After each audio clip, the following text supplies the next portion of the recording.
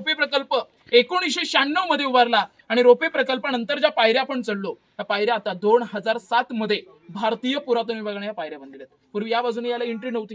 ही गडाची back side पाठीमागची बाजू, या बाजूने गडावरती यायला मार्ग नाही, तर पाठीमागच्या बाजू एक शांत वातावरण, कोणाचं येणं जाणं नसल्यामुळे इकडे गार्डन तयार केलं होतं. पाठीमागे बाग बगीचा होती आणि बागेत जायला छोटा गेट, त्या गेटला इतिहासामध्ये मेणा दरवाजा म्हणतात. हे मेणा दरवाजाच्या विरुद्ध बाजूला पुढे पालखी गेट आहे. मेणा स्त्रियांसाठी, पालखी पुरुषांना. छत्रपती शिवाजी महाराजांच्या राण्या किंवा राजवंशातील स्त्रिया त्या मेण्यात बसायच्या. सायंकाळ झाली की सूर्यास्त पाहायला पाठच्या बागेत यायच्या. येणं जाणं मेण्यातून, म्हणून या गेटला नाव आहे मेणा दरवाजा. आणि या मेणा दरवाजाच्या विरुद्ध बाजूला गेलो तर पालखी गेट आपल्याला पाहायला मिळेल. जसं मेणा स्त्रियांना तशी पालखी गेट पुरुषांसाठी. छत्रपती शिवराय संभाजी महाराज किंवा एखादा शूर मावळा आहे ज्यांनी स्वराज्यासाठी पराक्रम गाजवलाय, राजधानीवरती येतोय म्हटलं तर पालखीतून त्याला आणायचं आणि त्याचे पालखी गेट मधून यायची. म्हणून समोर पालखी गेट पाहायला मिळेल आपल्याला. पण या मेणा गेट पासून स्टार्ट झालेली जी भिंत आहे, या आडवी भिंत पुढे गेले पालखी गेटला एंड झालेली आहे. पण मेणा गेट पासून त्या पालखी गेट पर्यंत या भिंतीवर 6 गेट आहेत. आपण पहिल्या गेटला क्रॉस करून आपण दुसऱ्या गेट मधून आतमध्ये आलो आणि हा एका महालात म्हणजे आपण दुसऱ्या महालामध्ये उभे आहोत. याच्या अगोदर एक महाल आहे, हा दुसरा महाल आहे, याच्या पुढे आणखी 4 महाल आहेत. असे एकाला एक लागून इथे 6 राणींचे 6 महाल आहेत आणि या महालांना राणी महालाचा भाग म्हणतात. छत्रपती शिवाजी महाराजांच्या राण्या होत्या एकूण 8. महाराजांनी 8 लग्न केली होती. राण्यांची नावं सांगतो: सहीबाई, स्वैराबाई, सगुणाबाई, सकवारबाई, काशीबाई, लक्ष्मी, कोतळाबाई आणि गुणवंता अशी राण्यांची नावं होती. पण राजकीय हेतू होता स्वराज्यात सैनिक कमी, आपली प्रजा वाढवायची कशी, आपली लोक एकत्रित कशी आणायची. तर महाराष्ट्रभर नावाजलेले नामवंत घराणे जे होते, विचारे होते, मोहिते, गायकवाड, शिर्के, इंगळे, पालकर, जाधव आणि निंबाळकर या सरदारांच्या मुलींशी लग्न केलं. सरदार घराण्यात जर स्वैर संबंधामुळे ते सरदार स्वराज्यात सामील झाले तर फौजेत वाढ होईल, आपल्या स्वराज्यात लोकांमध्ये वाढ होईल आणि सैनिक वाढेल तर आपलं हे राज्य उभं होईल. म्हणून महाराजांनी लग्न केली. 6 राण्यांचे 6 महाल रायगडावरती पाहायला मिळतात आणि प्रश्न उभा राहतो, राण्या 8 सांगितल्या आणि राजधानीवर 6च महाल आहेत राण्यांचे. मग 2 राण्या राहायच्या कुठे? पटराणी महाराजांची सईबाई होती. पहिलं लग्न सईबाईंजवळ झालं होतं. सईबाईंपासून संभाजी महाराज पुत्र होते त्यांना, पण संभाजी राजे अवघे 2 वर्षाचे असतानाच सईबाईंचं निधन झालं होतं. 5 सप्टेंबर 1659 ला सईबाई आपल्यातून निघून गेल्या. दुर्दैवाची गोष्ट की सईबाईंना रायगड किल्ला नाही पाहायला मिळाला. रायगडाची कामं चालू असताना सईबाईंचं निधन झालं आणि रायगडाच्या पायथ्याजवळ तुम्ही येताना पाचाडगाव पाहिलं असेल, तिथे जिजामातेंचा वाडा समाधी पाहायला मिळते पायथ्याजवळ. जिजामाता खाली राहायच्या कारण गडाचा चढ उतार, गडाचं थंड वातावरण उतरत्या वयामध्ये काही सहन होईना, म्हणून पायथ्याशी 9 एकराचा वाडा आणि आपल्या आईच्या सेवेला 3 नंबरची राणी पुतळाबाईंना खाली ठेवलं. सईबाई राजगडावर राहायच्या, पुतळाबाई खाली राहायच्या. उरलेल्या राण्यांचे ते महाल आहेत, त्यामधला एक महाल पाहिला 6 पाहिले. रचना डिझाईन सगळ्यांची सेम पाहायला मिळते. साईटून दगडाचं जे उंच भिंत पाहायला मिळते 6 महालांच्या बाजूने बांधलेलं. जसं घराच्या बाजूला आज कंपाऊंड असतं तसं दगडाचं कंपाऊंड. या कंपाऊंडच्या आतमध्ये जे चौथरे दिसत आहेत हा फक्त घराचा पाया राहिलेला आहे. त्याच्यावरती सागाचं काम होतं, लाकडी काम होतं. समोर राणीचं हॉल तयार केलं होतं. पाठच्या चौथऱ्यावरती बेडरूम होतं. हवा खेळती राहायला कोपऱ्यात खिडकी होती आणि बाजूला 16व्या शतकातले टॉयलेट होते. राजांच्या काळामध्ये पण टॉयलेट होते. शास्त्रीय पद्धतीने दगडात कोरलेली टॉयलेट रचना आजच्या पिढीला पाहणं गरजेचं आहे. 16व्या शतकातले टॉयलेट होते. इंग्रजांनी भारतावर 150 वर्ष राज्य करून गेले आणि इंग्रजांनी हे टॉयलेट पाहिले. इंग्रजांनी या टॉयलेटला मॉडिफाय केलं आणि इंग्रज सांगायला लागले की शोध आम्ही लावला टॉयलेटचा. पण मराठ्यांनी घडवलेले टॉयलेट इंग्रजांनी मॉडिफाय केले हे त्यांनी सांगितलं नाही. तर त्यावेळीची टॉयलेट रचना बघा. मग आपण धान्य कोठाराकडे पुढे जाऊ. बोला पुण्यश्लोक छत्रपती श्री शिवाजी महाराज की जय. बघून एक वरदे विष्णू वंदिता शहा सुनो शिव शहा मुद्रा भद्राय राजते. प्रतीप कलेचा चंद्र जसा आकाशात कलेप्रमाणे वाढतो आणि पौर्णिमेला गेल्यानंतर चंद्र हा विश्वनंदनी होतो, तसे शहाजींचे पुत्र शिवराय आणि स्थापन केलेलं स्वराज्य हे प्रतीप कलेच्या कोरीप्रमाणे वाढावं. लोकांच्या हितासाठी, लोक कल्याणासाठी राजमुद्रा. चंद्राचा विस्तार हा चंद्राचा विस्तार अवकाशामध्ये आणि पृथ्वी तळावर स्वराज्याचा विस्तार झाला पाहिजे. लोकांच्या हितासाठी, लोक कल्याणासाठी असणारी ही राजमुद्रा. वीट बांधकामाच्या इथे यांचं टाकसाळ होतं. समोर दगडात कोरलेला अष्टकोनी स्तंभ हा महाराजांचा सज्जा. गॅलरी, आज आपल्या घराच्या फ्रंटला गॅलरी असते तशी राजवाड्याच्या समोर ही गॅलरी पूर्वी 2 मजली आणि त्या आयताकृती बांधकाम केलं दिसतंय ना त्याला खलबतखाना म्हणतात. गुप्त मिटिंगची जागा. आपल्या राजांची गुप्तहेर होते बहिर्जी नाईक आणि ते गुप्तहेर बहिर्जी नाईक जेव्हा गुपित बातम्या घेऊन इकडे येतील तेव्हा आपल्या राजाच्या बातम्या शेअर करायला इथे खाली बसायचे. काही चर्चा असतील स्वराज्याच्या विरोधात आणि ते आपल्या राजाला सांगायचे तर इथे खाली या कणाची बातमी पण इकडे कळली नाही पाहिजे. इतक्या गुप्त मिटिंग इथे अटेंड व्हायची म्हणून खलबतखाना म्हणतात. गुप्त मिटिंगची जागा. ज्या चौथऱ्यावर तुम्ही बसलात हा 250 फूट अंतराचा चौथरा, याला म्हटलं गेलं सचिवालय, दप्तरखाना. स्वराज्यात असणारे गडकोट, गडकिल्ले आणि त्या गडांचा जो कागदोपत्री जे लिखाण असायचं ते या ऑफिसमध्ये असायचं, म्हणजे सचिवालय म्हणतात, दप्तरखाना. पाठीमागे त्यांचे सदर, खास लोकांच्या मिटिंगची जागा तिकडे असायची.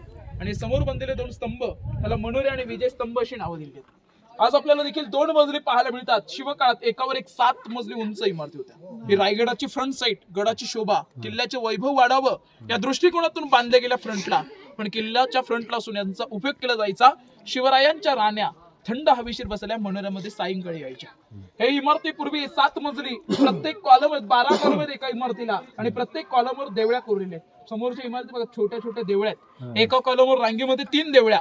अशा दोन्ही इमारतींमध्ये 540 देवळ्या होत्या 7 मजल्यांपर्यंत. आणि 7 मजल्यांमध्ये 540 देवळ्या. प्रत्येक देवळीमध्ये दिवा पेटवला जायचा आणि सूर्य मावळला की देवाला भेट दिली जायची.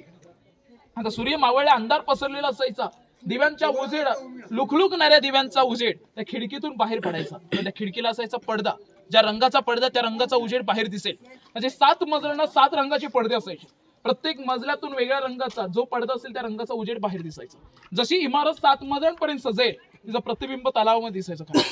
खालच्या बाजूला जो प्रकाश पडायचा तलावामध्ये त्याचं परिवर्तन व्हायचं आणि गडाच्या फ्रंटला सप्तरंगी उजेड सायंकाळच्या वेळी प्राप्त व्हायचं. म्हणजे सायंकाळच्या म्हणजे संध्याकाळच्या वेळी गडाची शोभा एखादा सरदार, मोगली सरदार जरी खलिता पत्र घेऊन आला असेल आणि या गडाची फ्रंट जर इतकी सुंदर सजवलेली पाहिली तर आश्चर्यचकित पडून जायचा. मराठ्यांनी राजधानी जर सुंदर इतकी सजवले तर दरबार आणि राजवाडा किती सुंदर असेल एक कल्पना करायची. या गडाच्या फ्रंटला बांधलेल्या इमारती त्याला मनोरे आणि विजय स्तंभ अशी नावं दिलेली आहेत. वीट बांधकाम किल्ला विजय स्तंभ. शिवरायाने कोणताही किल्ला जिंकला आणि राजे एकदा राजधानीवरती पोहोचले की मेन गेटवर तोफेला आवाज द्यायचे आणि गडावरती या स्तंभावर भगवा ध्वज फडकवला जायचा. आणि भगवा फडकला की लोकांना खाली इशारा द्यायला जायचा की आपले राजे विजय झाले. म्हणजे विजय सुख दुःखाची काही बातम्या आणि तो संदेश आपल्या प्रजेला कसा पोहोचवायचा दुसरं साधन नव्हतं. तोफेचा इशारा झाला आणि गडावर भगवा फडकला की लोकांना कळायचं विजय झाला राजाचा. आणि तोफेचा आवाज होऊन जर काळ्या रंगाचं दूर प्राप्त होत असेल तर काहीतरी दुःखद घटना घडलेली आहे. मग खालच्या गावातील लोक या गडावरती यायची आणि बातमी खाली पुन्हा गावात लोकांना जाऊन सांगितली जायची. भिंतीवर खिडक्या त्यांना टेहणी बुर्ज आणि या बुर्जातून जेव्हा आपण खाली पाहतो तेव्हा भव्य मोठा एक तलाव दिसतो. त्या तलावाचं नाव आहे गंगासागर तलाव. त्या रायगडावरती 11 तलाव आहेत. सगळ्यात मोठा इथे गंगासागर. गंगा म्हणजे नदी आणि समुद्र म्हणजे सागर. गंगासागर तलावाचं नाव आहे. गंगा म्हणजे आपण नदी म्हणतो, समुद्र म्हणजे सागर. राजांच्या राज्याभिषेकाला काशीवरून गागाभट नावाचे ब्राह्मण आले.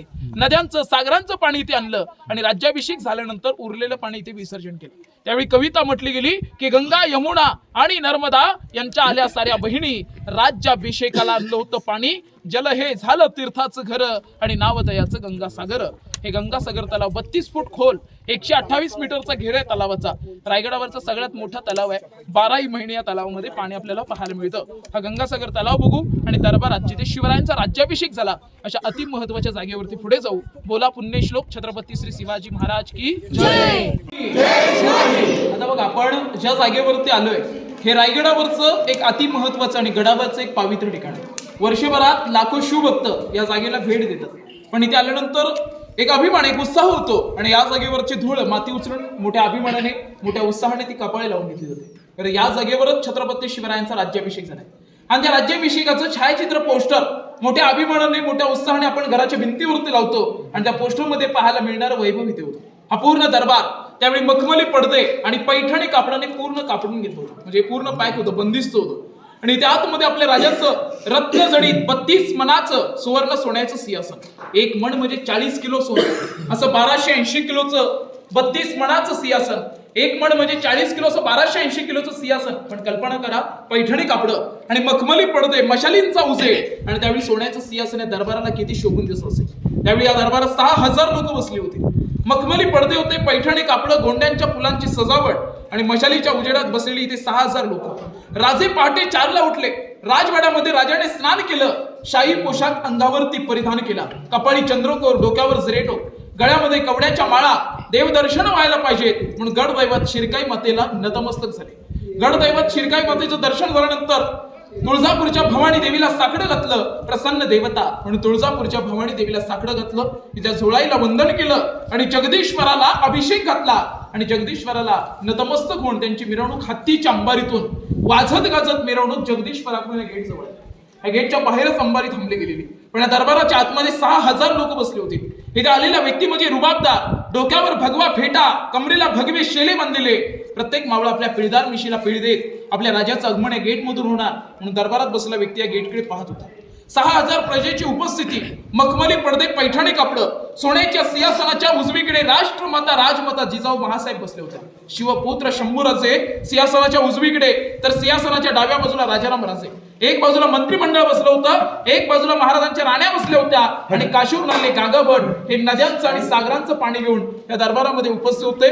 6,000 प्रजेमध्ये ह्या जीवाभावाचे मावळे महाराजांना काही दिसत नव्हते. या दरबारामध्ये येण्याच्या अगोदर दरबारात असणाऱ्या आया बहिणी महाराजांना आरतीने ओवाळणी करतात त्या गेटमध्ये. आणि महाराजांचं आगमन या गेटमधून होताच 6,000 प्रजा पाहिली, 32 मणाचं सिंहासन पाहिलं आणि ते सोन्याचं सिंहासन पाहिलं आणि 6,000 जनता पाहून आपल्या राजाचं हृदय भरलं की ज्या मावळ्यांच्या जीवावर हे राज्य आम्ही उभं केलं, हे जीवाभावाचे मावळे, शूरवीर मावळे राज्याभिषेकाला उपस्थित दिसत नव्हते. म्हणजे प्रत्येक खिंडीत, प्रत्येक युद्धात ज्यांनी स्वराज्यासाठी प्राणाचं बलिदान दिलं तो एकही मावळा या दरबारात हजर नाही. पण हृदय भरून आलं आणि थरथर ते पावलं टाकत राजे सिंहासनाकडे निघाले. सिंहासनाच्या पहिल्या पायरीला स्पर्श करताच आऊसाहेबांना म्हटले की आधी लगीन कोंढाण्याचं आणि मग माझ्या रायवाचं म्हटलेला हाच माझा ताणाची. दुसरी पायरी चढताना प्रतापरावांची याद आली. नेसरीच्या खिंडीत नुकतेच मारले गेले प्रतापराव गुजर. तिसरी पायरी चढत असताना बाजीप्रभूंची याद आली की 52 खिंड लढवताना कामेले होते बाजीप्रभू. ते म्हटले होते लाख मेले तरी चालतील पण लाखाचे पोशिंद्यात राजा तुम्ही तर जगलेच पाहिजे असे म्हणणारे बाजी. आणि चौथी पायरी चढताना मुरारबाजींची याद आली. पुरंदर किल्ल्याला तह पडलेला आणि पुरंदराच्या तहत मारला गेला मुरारबाजी अशी असंख्य शूरवीरांची नावं घेत महाराज सिंहासनाकडे गेले. सोन्याच्या सिंहासनाला देखील मुजरा केला. आऊसाहेबांचं दर्शन झालं आणि त्या 32 मणाच्या सिंहासनात राजे विराजमान झाले. राजे खऱ्या अर्थाने छत्रपती झाले. नगारखान्याच्या गेटवर नगारे, तुतारे, चौघडे आणि सनई वाजायला लागल्या तर रायगडाच्या मुख्य गेटवर 21 तोफांचा आवाज झाला. राजसभेत 1000 सोन्याच्या मोहरा उधळण्यात आल्या आणि गेटमधून गुलफुकदार आवाज देतो, पाठीमागून जोराने जय म्हणा. गर्जना अशी झाली की आज कदम महाराज, गजपती, भूपती, प्रजापती, सुवर्ण रत्न श्रीपती, अष्टवधान जागृत, अष्टप्रधान वेष्टित, न्याय अलंकार मंडित, शास्त्रास्त्र शास्त्र पारंगत, राजनीती धुरंधर, प्रौढ प्रताप पुरंदर, क्षत्रिय कुलावतांस, सिंहासनाधीश्वर, महाराजाधिराज, श्रीमंत योगी, श्री श्री श्री राजेशिव छत्रपती श्री शिवाजी महाराज की जय. भवानी, जय शिवाजी, हर हर महादेव. अशा गर्जना, अशा घोषणावत शिवराज्याभिषेकाचा सोहळा मोठ्या आनंदाने पार पडला होता. आणि येणारी पाहुणे त्यांच्या स्वागताला गेटच्या बाहेर बलाढ्य हत्ती, घोडे उभे केले होते राजांनी. पण येणाऱ्या लोकांच्या स्वागताला हत्ती उभे केले होते आणि राज्याभिषेकाला इंग्रज अधिकारी इथे उपस्थित झाला होता. तो इंग्रज पायी चढून आला होता का येताना दमचाक थकला होता आणि त्याला राजसभेसमोर हत्ती पाहायला मिळाले. त्या हत्ती पाहून इंग्रज आश्चर्यचकित पडला की बाबा, मी 2 पायाचा माणूस, रायगडावर येताना मी थकलो, माझी दमचाक झाली. 2 पायाचा माणूस येणे इथे शक्य नाही, हा 4 पायाचा बलाढ्य प्राणी हत्ती इथपर्यंत आला कसा? तर हत्ती येणे शक्य नव्हतं. राजे फार ग्रेट होते, बुद्धीने चालाक होते. हत्ती येणे शक्य नाही म्हणून हत्तीची लहान लहान पिल्लं आणलेली आणि या राजधानीवर त्या हत्तींना मोठं केलं होतं. म्हणजे लहानाचं मोठं केव्हाही करता येईल, मोठ्याचं लहान नाही कधी करता येणार म्हणून लहान पिल्लं आणून गडावर मोठी केली. ही दूरदृष्टी इंग्रजाला पण कळायला नव्हती. इंग्रज पण इथे झुकले होते म्हणून म्हणतात झुकल्या वाकल्या गर्विष्ठ माना याच शिवमंदिरी. या शिवमंदिरात इंग्रजांसारखी गर्विष्ठ लोक पण महाराजांपुढे झुकली आणि याच दरबारामध्ये आपल्या राजाने परस्त्रीला माते समान दर्जा दिला. म्हणजे दुश्मनाची जरी स्त्री इथे असेल तर ते आपल्या माते समानच आहे. तर याच दरबारात महाराजांनी हिरकणीचा पण सत्कार केलेला आहे. म्हणून हिरकणीची एक छोटीशी कविता तुम्हाला इथे ऐकवतो. जिरा नावाची गवळण आपल्या बाळासाठी दूध विकायला गवळण गडावरती आली, पण बाळ घरात राहिलं. त्या बाळाला दूध पाजण्यासाठी गवळण उभ्या कड्यावर उतरली होती. म्हणजे एका आईचं तिच्या बाळावर काय प्रेम असतं ते हिरकणीने साक्षात दाखवलं. तिने जीवाची नाही पर्वा केली की आपल्या जीवाचं काय बरं वाईट होईल, पण आपलं बाळ घरात आहे म्हणून उभा कडा उतरली होती. तुम्ही रोपेने भरती आला त्याच कड्यावर हिरकणी खाली उतरले आणि कल्पना करा कशी ती हिरा बाळासाठी उतरली असेल. ते एक कवितेतून तुम्हाला ऐकवतो की रायगडावर राजधानीती होती शिव छत्रपतींची आणि कथा सांगता येते अजून तेथील हिरकणी बुरुजाची. वसले होते गाव तळासी वाळुसरे या नावाचे आणि राहत होते गरीब कुटुंब, गरीब धनगर हे गवळ्याचे. आई बायको ताना मुलगा कुटुंब होते छोटेसे आणि शोभेत होती हिरा नाव त्या तडपदार गरवालीचे. सांज सकाळी हिरा येत असे दूध घेऊन या गडावरी, चालत होती उपजीविका त्या लेकीच्या धंद्यावरती. एक दिवशी दूध घालता हिरा ही क्षणभर विसावली आणि ध्यानी नाही आलं मणी कधी ही सांज वेळ टळून गेली. सूर्यदेव हा मावळतील जाता बंद झाले गडाचे दरवाजे आणि मनात भ्याली हिरा म्हणाली घरी तान बाळ माझे. हात जोडून करी विनंती गडकरी खाली जाऊ द्या मला, पण गडकरी म्हटले नाही आज्ञा शिवरायांची आम्हाला. बाळाचे 8व्य झाली माय मावळी वेडी पिसी आणि कडा उतरुणी धावत जाऊन आपल्या बाळाला तिघेही कुशी. आतून ये धाडस पाहून महाराज स्तंभित झाले आणि साडी चोळी त्या हिरास देऊन तिचं प्रेम सन्मानित केले. कड्यावरती बुरुज बांधला साक्षाईच्या प्रेमाची आणि कथा सांगता येते अजून तेथील हिरकणी बुरुजाची. कथा सांगता येते अजून तेथील हिरकणी बुरुजाची. हिरकणी ज्यावेळी उतरली तर पूर्ण कडा तासला तडबंदी बुरुज म्हणतात आणि बुरुजाला नाव दिलं हिरकणी बुरुज. म्हणजे एखादी स्त्री जर बाळासाठी जर कडा उतरते तर शत्रू मोगल वरती आले असते म्हणून मार्ग बंद करून घेतला. हिरकणी बुरुज देखील नाव दिलं, गावाचं नाव हिरकणी वाडी. पश्चिमेचा कडा म्हणजे हिरकणी बुरुज. याच दरबारात महाराजांनी हिरकणीचा सत्कार दिला होता, साडी चोळीचा मान दिला, मेणाचा मान देऊन त्याला मेण्यातून घरापर्यंत सोडलं. हाईट आहे नगरखाना, याची हाईट आहे 52 फूट उंच. लांबून जेव्हा आपण पाहतो त्या मुंबईला बांधलेल्या गेट ऑफ इंडियागतच दिसतं, पण इंग्रजांनी या गेटला पाहिलं आणि याला पाहून मुंबईला गेट ऑफ इंडिया बांधले असं इतिहासकार जाणकारांची मत आहे. ह्या नगारखान्यावर नगारे वाजले की रायगडाचे सगळे प्रवेशद्वार बंद व्हायचे. म्हणजे एवढे गेट होते गडाला ते गेट सगळे बंद व्हायचे, याच्यावर नगारे वाजले. याला पण लाकडी गेट होता, समोर मुख दिसला लाकडाचे गेट होते. गेट बंद केल्यानंतर त्याच्यात लाकडी कोणता असायचा, लाकडी कोणता गेट ओपन नव्हतं, त्याची लॉक सिस्टम होती. त्याच्यावर पुढे आपल्याला समोर खांब पाहायला मिळतो, ते तिरंगा फडकवला जातो. 26 जानेवारी 15 ऑगस्ट 1 मे राज्याभिषेक शिवजयंती असेल तर भगवा असतो. आणि इथून पुढे आपण होळीचा माळ बाजारपेठेमध्ये पुढे जाऊ. बोला पुण्यश्लोक छत्रपती श्री शिवाजी महाराज की जय. गेट हा पुरुषांना. मेणा आणि पालखीच्या मध्ये जी आडवी भिंत आहे ना, या भिंतीच्या आतमध्ये सगळे राण्यांचे महाल आहेत आणि प्रत्येक राणीच्या महालासमोर हा जो दगडाचा चौथरा आहे, प्रत्येक महालासमोर आहे. त्या चौथऱ्यांना इतिहासामध्ये दासीव असं म्हटलं गेलेलं आहे. थोडक्यात आजच्या काळात आपण अशा जागेला सर्वंट्स क्वार्टर्स बोलतो. म्हणजे एक नोकरांना विश्रांतीची जागा. ज्यावेळी नोकर कामावर येईल तेव्हा नोकरांनी इथे हजर व्हायचं. राणीने आवाज दिला की नोकरांनी महालात असलेलं काम करायचं आणि काम जेव्हा पूर्ण होईल तर त्या नोकरांना विश्रांतीची जागा. या चौथऱ्यांना दासीव असं म्हणतात. थोडक्यात आजच्या काळात आपण अशा जागेला सर्वंट्स क्वार्टर्स बोलतो, म्हणजे एक नोकरांना विश्रांतीची जागा. हे रेलिंग किल्ले बॅरिकेडच्या खालच्या बाजूला जी चौकडी वाडे पाहायला मिळतात, हे चौकडी वाडे याला मंत्रिमंडळाची वाडे म्हणतात. अष्टप्रधान आपल्या राज्याचे जे मिनिस्टर होते, अनाजी पंत, हंबीराव मोहिते, रामचंद्र त्रिंबक, रामचंद्र निळकंठ, निराजी रावजी, रघुनाथ पंडित, हे सगळे मिनिस्टर. स्वराज्याचा जो कागदोपत्री व्यवहार हा मंत्र्यांकडे आणि मंत्रिमंडळाला राहण्याची व्यवस्था. इथे 5 मंत्र्यांची घर आहेत, त्याच्या खाली 3 आहेत, अशा 8 मंत्र्यांचे 8 वाडे, कुणाला अष्टप्रधानांचे वाडे म्हणतात. हे रेलिंग किल्ले बॅरिकेडच्या आतमध्ये 3 खड्डे पाहायला मिळतात तुम्हाला. पहिल्या खड्ड्यावर लोखंडी ग्रिल आहे, जमिनीच्या खाली 22 फूट खड्डा खोल आहे, 2 नंबरला आहे तो 20 फूट आणि शेवटला आहे तो 15 फूट आहे. हे शिवकाळातलं धान्याचं गोडाऊन. कारण रायगड राजधानीचा किल्ला आहे. राजधानीच्या गडाला जरी शत्रूने वेढा दिला मग वरची लोकांना किमान 3 ते 6 महिने पुरेल इतकं अन्न इथे स्टोअर केलं जायचं. अशी धान्य कोठार तुम्ही कोल्हापूरमध्ये गेलात तर पन्हाळ्यावर पाहायला मिळतील. पन्हाळ्यावरची जी कोठार आहेत ती जमिनीवरती आहेत, 52 फूट हाईट आहे. गंगा, यमुना, सरस्वती अशी नावं दिलेली आहेत. देखील तिथे अन्न, स्वराज्याचा अन्नसाठा हा कोल्हापूरमधल्या पन्हाळ्यावरती होता. सगळ्यात मोठी अन्नसाठा कोल्हापूरच्या पन्हाळ्यावर आणि रायगडावर स्टोरेज इमर्जन्सी. गडाला जर शत्रूने वेढा दिला तर वरच्या लोकांना 3 ते 6 महिने पुरेल इतकं अन्न या कोठारामध्ये स्टोअर केलं जायचं. हे स्टोरेजसाठी होतं म्हणून याला कोकणात पेव किंवा कणगी म्हणतात. कोल्हापूरमध्ये धान्य कोठारांना अंबरखाना म्हटलं जायचं. तिथलं अन्न रेग्युलर लोकांना वाटप केलं जायचं. ही धान्य कोठार शिवाजी राजांनी धान्य, राजांच्या नंतर पेशवे काळाला पेशव्यांनी कैदी ठेवले, चोरी लबाडी केली की गुन्हेगाराला खड्ड्यात अटक करायचं. 7 दिवस खड्ड्यामध्ये ठेवल्यानंतर 8व्या दिवशी त्या गुन्हेगाराला वरती काढून विचारायचं. गुन्हा कबूल केला नाही तर हातपाय बांधून पोत्यात भरायचं आणि टकमक टोकारून फेकून दिलं जायचं. राजांच्या काळात धान्य आणि पेशव्यांच्या काळात कैदी ठेवले जायचे. आणि गडाच्या बाजूने जर एक नजर टाकली तर जे डोंगर दिसत आहेत हे डोंगर म्हणजे सह्याद्रीचे कडे. सह्याद्रीच्या पर्वताने ह्या रायगडाला 4ही दिशेने व्यापलेले आहे. 4ही बाजूने सह्याद्री पर्वतराच्या रांगा. पण या सह्याद्रीचं आणि या रायगडाचं वैशिष्ट्य आहे, सह्याद्री देखील 4ही बाजूने आहे पण एकही सह्याद्री पर्वत हा रायगडाला अटॅच नाही, कनेक्टेड जॉईंट नाही. रायगड म्हणजे स्वातंत्र्य. एखाद्या कळीपासून गुलाब उगम पावा तसा एका दगडापासून या रायगडाची निर्मिती. त्याला तटबंदी बुरुज नाही. या गडाला आपण अनेक गडकोट पाहतो, तटबंदी बुरुज, गडाची बांधकामं खालून दिसतात. पण या रायगडाच्या पायथ्याशी आलो तर वरचं बांधकाम इमारत दिसत नाही. शत्रूच्या लक्षात नाही आलं पाहिजे की इकडे राजधानी आहे. वरचं बांधकाम दिसत नसल्यामुळे लगेच शत्रूच्या लक्षात नाही येणार की ही राजधानी आहे. सह्याद्रीचं जसं की संरक्षण सह्याद्री असल्यामुळे सह्याद्रीतून शत्रू उतरून येणं कठीण, उतरताना तोफा अवघड, शस्त्र हत्यार उतरवणं इथपर्यंत शक्य नाही. अशा बारीक गोष्टीचा विचार केला आणि राजधानीचा दर्जा महाराजांनी दिला. गडाचं पठार 100 एकर, 10,000ची फौज ठेवायची या गडावर आणून तरी शक्य होतं. 10,000 लोक पण राहू शकतात वरती, एवढी जागा आहे. म्हणजे मुबलक जागा असल्यामुळे या राजधानीचा दर्जा या रायगडाला मिळाला.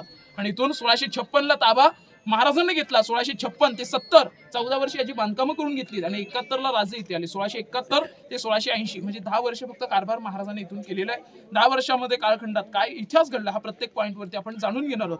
खाली मंत्रिमंडळ बघा, वाडे, तिथे धान्याचं कोठार बघताना मोबाईल, आपल्या वस्तू वगैरे सांभाळा. कोणची वस्तू खाली पडली तर काढता येणार नाही. आपल्या वस्तू जपा आणि मग आपण राजवाड्यात जाऊ नंतर बघून. तुम्हाला ह्या मोकळ्या मैदानाला होळीचा माळ म्हटलं गेलं. होळी मैदान ज्यावेळी मार्च महिना येतो, शिमगा येतो आपल्याकडे आणि शिमग्यात जशी आपण आपल्या गावात होळी पेटवतो ते शिवकाळ त्या ग्राउंडवर होळी पेटायची. रायगडावर होळी पेटली की आजूबाजूच्या गडांच्या गावांच्या होळ्या पेटायच्या. होळीत नारळ अर्पण केला की जो कोणी बहादर होळीतला नारळ हाताने बाहेर काढेल त्याला 1.25 किलो सोन्याचं कडं आणि मानाचा गोडा बक्षीस म्हणून दिलं जायचं. समोर ग्राउंड समोर पसरलेली इमारत मार्केट आहे, बाजारपेठ. बाजारपेठीची लांबी जर तुम्ही पाहिली तर 800 फूट ती बाजारपेठ लांब आहे. मध्ये 40 फूट रुंदीचा रस्ता आहे. डावीकडे 22 आणि उजवीकडे 22, 44 दुकान आहेत. जमिनीपासून दुकान हाईटवर असतील. घोड्यावर बसून व्यापार केला जायचा म्हणून घोड्याची हाईट आहे. आगे दुकान, पिछे मकान, पुढे दुकान, व्यापारी मागे राहायचा. मध्ये मटेरियल स्टोअर करायला जागा. आणि बाजारपेठेच्या खाली व्हाईट पत्र्याची शेड दिसते बघा ती, तो हत्तीखाना. आपल्या राजाने पिल्ला आणलीत ना हत्तीची, त्या हत्तीनं लहानाचं मोठं तिथे केलं. आता भारतीय पुरातन विभागाचं ऑफिस आहे, आतमध्ये नाही सोडत तिथे. त्याच्याच बाजूने गडाच्या पायऱ्यांचा रस्ता चालू होतो. पायऱ्या उतरायला सुरुवात केली की गडदैवत शिरकाई मातेचं मंदिर पाहायला मिळतं. गडावर कोणताही प्रोग्राम कार्यक्रम असेल ते उंच झाड दिसते, तिथे शिरकाई देऊळ आहे. आणि त्या देवळाच्याच खालच्या बाजूला हत्ती तलाव. गडावर हत्ती आणले होते पण पाणी प्यायला धुण्यासाठी सेपरेट तलाव होतं म्हणून हत्ती तलाव.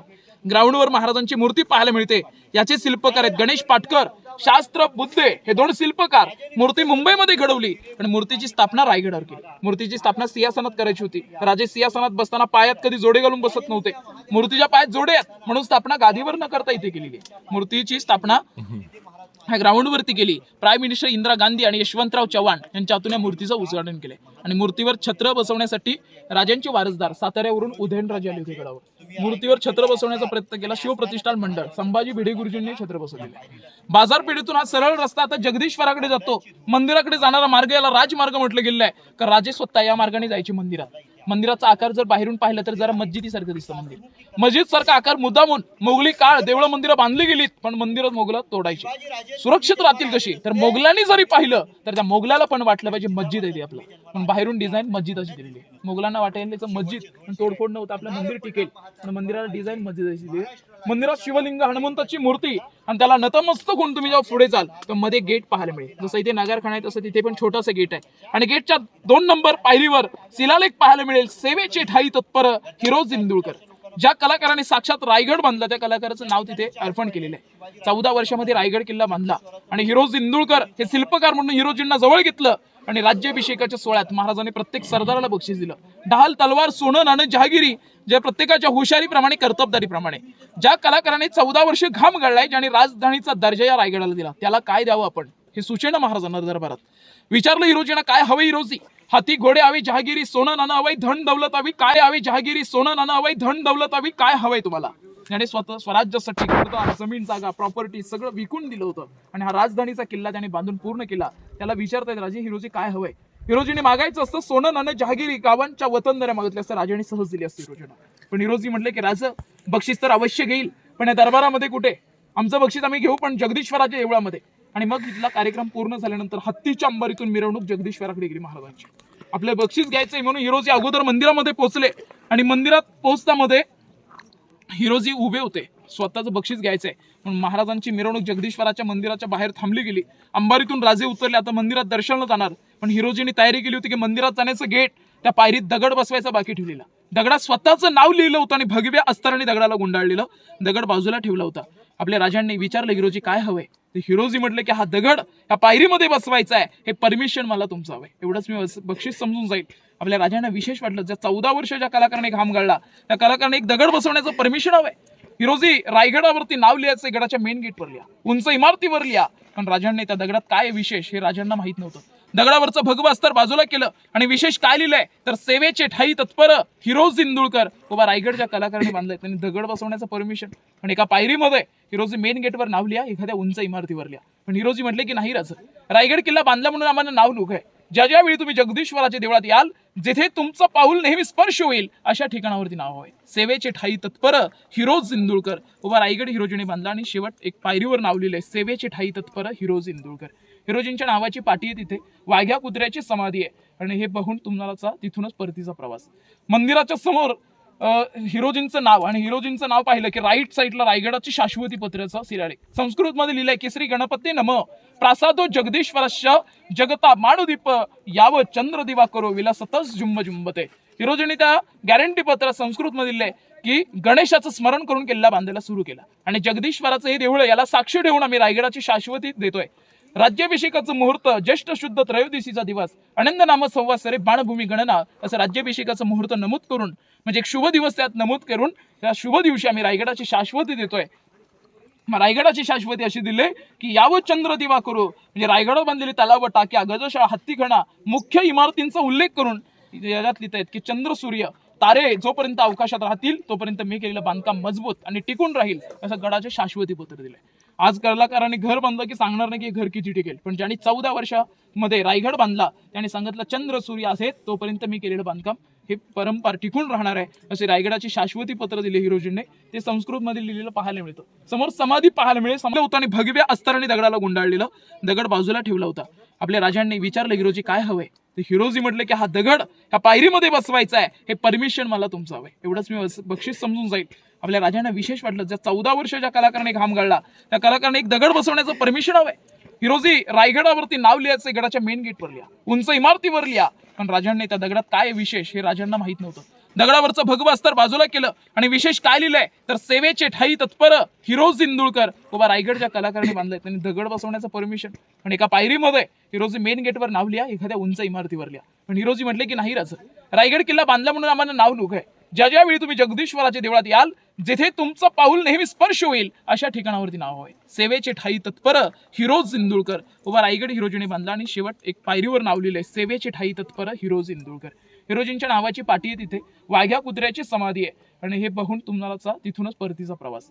मंदिराच्या समोर हिरोजींचं नाव आणि हिरोजींचं नाव पाहिलं की राईट साईडला रायगडाची शाश्वती पत्राचं सिराळे संस्कृत मध्ये लिहिलंय की श्री गणपती नम प्रासादो जगदीश्वरस्य जगता माणुदीप याव चंद्र दिवा करो विलासतच जुंब जुंबते.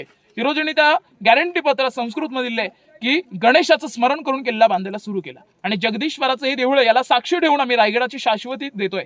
राज्याभिषेकाचं मुहूर्त ज्येष्ठ शुद्ध त्रयोदशीचा दिवस आनंद नाम संवत्सरे बाणभूमी गणना असं राज्याभिषेकाचं मुहूर्त नमूद करून म्हणजे एक शुभ दिवस त्यात नमूद करून त्या शुभ दिवशी आम्ही रायगडाची शाश्वती देतोय.